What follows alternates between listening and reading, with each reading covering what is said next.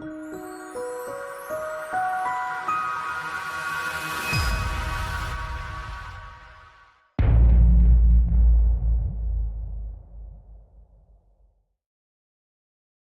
140 and Moto team categories, but nonetheless it might be a slightly smaller grid, but still as ever a quality entry. The number 56 pulls up to the end of the pit lane. Darren Anderson, who will not be taking the start as they getting ready for the race start. A few people having a few discussions with each other over the grid. It looked like Charlie Nesbitt and Richard Holmes-Williams having a bit of a chat. Also a late arrival to the grid. Can't quite see the number as it Simon Clowes pulls up to the grid, and then that looks like a 84 of John Cook. So we've got two starting from the pit lane. It's going to be like the Northwest 200 with two waves going off. Well, we'll wait and see. The marshals just getting ready for the start of the race, and as they look up the warning, the race about to start, looking towards the green flag. A 12-lap race, this first one of the weekend. The green flag goes up, it drops away, and a good start from Charlie Nesbitt puts him into the lead of this race. Side by side for Richard Holmes-Williams and Will Howarth for third and fourth, as Rossi Banham struggling to get away from the line, got towards turn number one, then to sort of stalled and stopped. Does get in the way, though, as you might be able to hear on our ambient mics, but nonetheless a clean start by everyone. Eventually Charlie Nesbitt leads, Richard Holmes-Williams battling with Will Howarth for second and third at the moment, but good lead from Charlie Nesbitt. Will Howarth really struggling.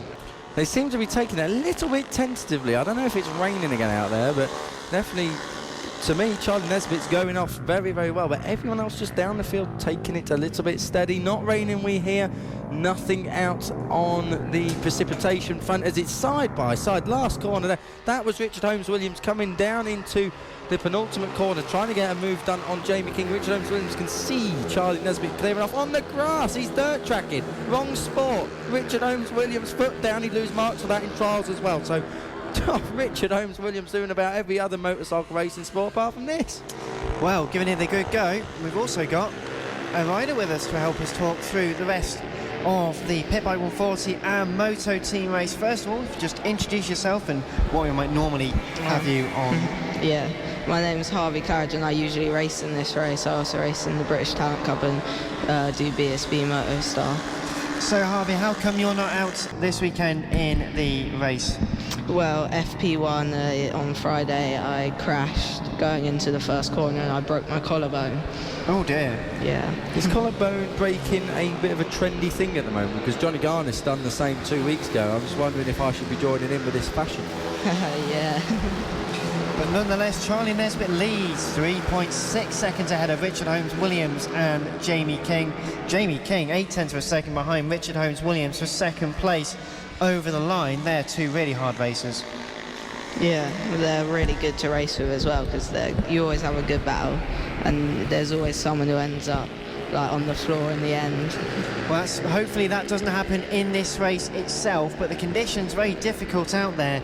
Harvey, how would you approach this? Yeah, well, I'll probably be definitely super soft or the softest tyre they can get because like in the 70 race you saw quite a few people coming off towards the end as it started raining.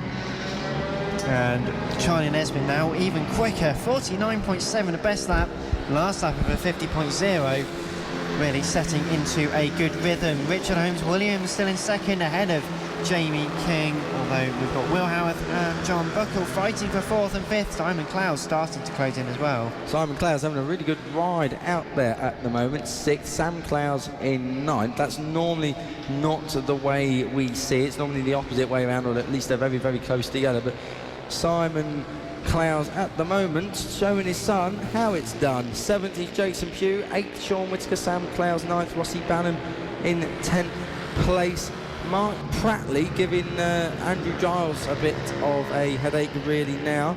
And John Cook, Scott Dootson and Mark Pollitt complete the top 16. Continuing on with the race though, another fastest lap from Charlie Nesbitt, 49.6. The pace is absolutely frenetic. Richard Holmes-Williams and Jamie King, second, third. Will Howarth, fourth. Fifth for John Buckle. And the rider now just 2 tenths behind Will Howarth, which is not often something you have happen. Nonetheless, it's going to be very close. Charlie Nesbitt's got a problem over there. Oh, Charlie Nesbitt with a problem. Spotted. He's been riding very slowly. What do you suspect it could be? I don't know. It's raining as well. It's definitely raining again. It's definitely raining. They're taking it very slow. Charlie's come in. There's going to be a red Nesbitt flag. is in the pits. Will we have a red flag situation here? Nothing yet, but it was so far. So that means now, tentatively, just wobbling around. Who is that in the lead? Can't even see who that is. Richard Holmes-Williams. I'm looking further down the field. That's Scott Dutton and Mark Pollitt, but Richard Holmes-Williams is taking liberties with the white lines now. Jay King is second. Will Howarth third. John Buckle is in fourth. It is definitely raining hard now. Umbrellas are popping up. Jackets are going back on. Yellow flags. Someone's down at turn 1. Darren Anderson has gone down at turn 1. That's a disaster for him. Started from pit lane, of course, anyway. But Richard Ryder just picking up the bike. Ryder is okay. Yeah, we should say that. Ryder is okay. Someone else down at the far side of the circuit. Can't see who that is, but Richard Holmes-Williams. Jay King, I think. Is that Jay King? Yes, it looks like it. It looks like the diminutive stature. There's Simon Clowes is touring at the top. And there's another one. We've got Skittles. We've got Skittles here in this conditions now. So really difficult. Richard Holmes-Williams got to play it safe because he's getting to them first. Riders losing the rear end, back end and everything. It's all very tentative. Please, Richard, don't go and blow this. He must see the lead he's got. It's a huge lead out front. We're waiting for an eternity. Will Howarth 7 seconds behind. Just take it steady. Can't win a race in a lap like in these conditions. But you raced in these conditions last time out, Harvey. This is so difficult. Yeah. Especially even if you're not on those extremely soft tyres you try and use. What is it like riding when it's just so greasy but you just can't get any grip either way? At Red Lodge I went out on slick tyres in the first session to see what it was like in the wet, and it was very difficult. They were sliding everywhere, so I'm surprised how well Richard Holmes-Williams is doing right now. So it can't be too bad.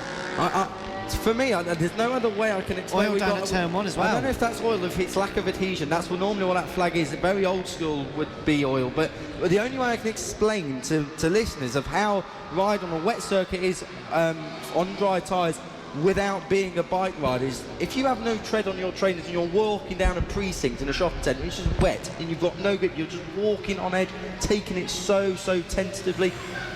Very difficult conditions. Will Howarth is just trundling round, really. It's all side-by-side action downfield, though. Looks to me like Jason Pugh. Charlie Nesbitt's going back out as well. So he puts different tyres on, perhaps? I don't think it would give him that much of an advantage now, though. With 5 to go in the lead that Richard Holmes-Williams has. We've got a rider down at the back, and that's a smoking machine as well. So what has gone on there? We don't know who that is either. But Ryder is up, trying to get the bike back up, but unfortunately, just a little bit of smoke coming from the rear end. Yellow flags at the final that was turn. John Buckle, I think, because Rossi Banham has just gone ahead of him on the timing screen. So we do have a lot of rain out there at the moment, and it's not rain that it's actually making the track overly wet. It's just lying on the surface, which is the problem. It's not standing water in places or on apexes or on white lines. It's just. You can't really see. It's a bit like ice. It's so fine. It's just leaving a film of water over the track surface now. It must be. I mean, you mentioned already, Harvey, how difficult it can be to ride in these conditions. But in a race, especially, we had this at Red Lodge. You mentioned as well. How does that affect your mindset in terms of just being out there? Is it just survival of the fittest, or? Yeah, well, sometimes it's just psychological rain, so it's not actually done anything to a track. But here, I think it's definitely pretty wet track out there, so it's going to be a difficult race. I'm surprised they haven't stopped it like they stopped the 70s, so it can't be too bad out there. And I suppose the senior Minimoto's out next as well. That will affect them even more. Yeah, they'll probably be putting their wets on right now, just in case. Another thing is as well, I don't believe this race was declared wet. It's only the AC40 Pros that was declared wet. So was it all of them are wet now? We're understanding all of them are wet. So maybe that's another reason why it won't be stopped, because it was already declared a wet race. We are not quite sure here what and how Richard Holmes is doing it, but he has pulled out a 26.3 second lead. There's only 3 laps to go, so unless he decides to make a mistake, which I hope for his sake he really doesn't, Richard Holmes-Williams. He's lapping 7 seconds quicker. He is on the edge here. Well, that will be explained. Will Howarth in the minutes, in the 62 seconds at the moment, where Sean Whittaker at 58.8 and 58.9 for Sam Clowes. Jamie King also at 58.5. They're all closing into each other. The battle for 4 getting very close. Also side by side, Richard Holmes-Williams having to fight through the traffic. Don't forget as well, Jamie King, we expect him to be lapping quicker because he was further down. He crashed in these conditions. Rossi Banham, 57.7. He is quickest on track apart from Richard Holmes-Williams by miles. So Richard Holmes-Williams just got to take it easy. We've seen him make a couple of uncharacteristic errors already this year with a lap and a half to go. Hopefully all will be okay for Holmes-Williams. Will Howarth only just coming across the line now. I think, in all fairness, Richard Holmes-Williams and Will Howarth are going to finish as they are. But Sean Whittaker in 3rd place, to me, has got enough time over Jamie King. Yeah, they're not lapping too dissimilar. It's a 10th in it here or there. So first 3 bikes should be as they are with this 1 lap to go. And where is Richard Holmes-Williams? He's just coming through turn number 2, looking behind himself. Yeah, I think what he's doing there is looking just to see, does he need to push anymore? Now, if he hasn't done that already, that would have shocked me, because you know, you can feel when you're going quick and maybe taking liberties with that circuit. So Richard Holmes-Williams now, he's knocking it off a little bit. He knows he doesn't have to push too much. Charlie Nesbitt's riding around the outside of, I think that's Darren Anderson there, getting back up after his uncharacteristic crash at turn 1.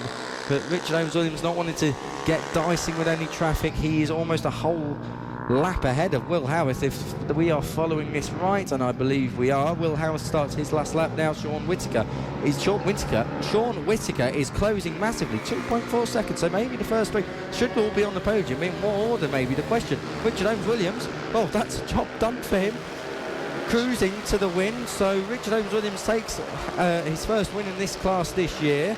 We're waiting for Will Howarth. Now, where are they? Will Howarth and Sean Whittaker. They're over at the far side of the circuit, coming down to the carousel now. Can Sean Whittaker get Will Howarth?